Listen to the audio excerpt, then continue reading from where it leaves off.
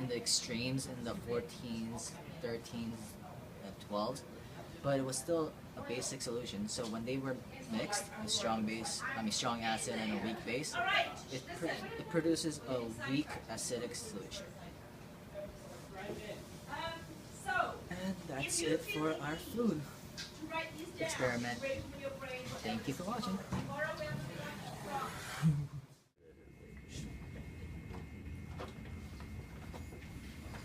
Oh, hello. Ever have one of those annoying stains like this? Or try a new Clorox and detergent to get that nice and clean. Hey Brent, I'm real thirsty right now. No! Ugh. These are dangerous. Now let me teach you the basics about basics.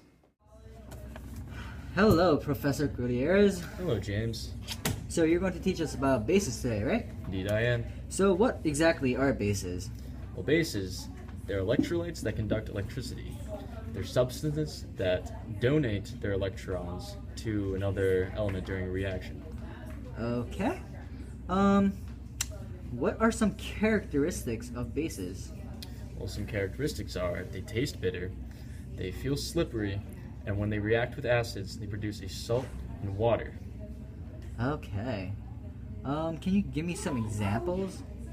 Oh, some examples. Well, we have spinach, some daily food products. There's spinach, broccoli, olive oil, lettuce, and for our cleaning supplies, there's Clorox and detergent. What are some pH, what are the pH ranges of bases? Of bases, well, the pH scale goes from 1 to 14, with 7 being for water and neutral. So bases go from 7 to 14 in between that range. Oh, so it doesn't include 7, but it's anything above 7. Anything above 7. Right, okay. So I see that you have got some things here for us. Yep, I actually have a little experiment going on that involves some basic solutions. We have our blue right here. This will be detergent. And then we also have our clear sort of yellow, which is our Clorox, these are both basic solutions. We are also using these are pH meters to identify the pH balance of each substance. And for that one, that says 12.3, which is a high, which is strong, which is a strong basic solution.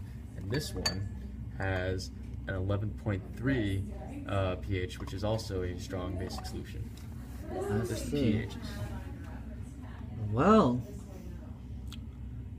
is there any adverse effects if I touch a strong base? You do not want to touch a strong base, James. Why is that? Well, because if you do, it'll burn. Never mess around with some high pH, strong pH with basic solutions, because that could be some deadly stuff, especially some of these bad boys. So I'm guessing the reason why I could eat spinach or broccoli or olive oil and be fine is because they're relatively weak bases, correct? Indeed, indeed. Oh, okay. Well, thank you for the information about bases. You're welcome, James. Anytime. All right.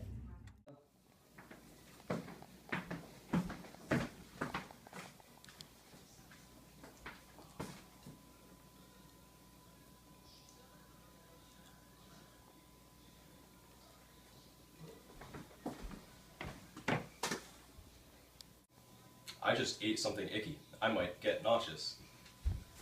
And that brings us to our next subject of naming acid. Naming acids is easy.